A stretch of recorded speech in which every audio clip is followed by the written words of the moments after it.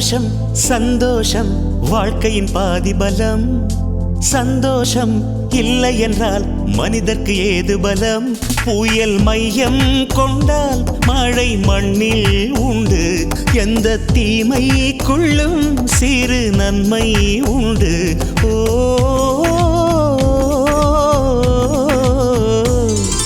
சந்தோஷம் சந்தோஷம் வாழ்க்கையின் பாதி பலம்.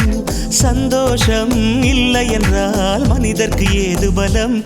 புயல் மையம் கொண்டால் மழை மண்ணில் உண்டு. எந்த தீமைக்குள்ளும் சிறு நன்மை உண்டு. ஓ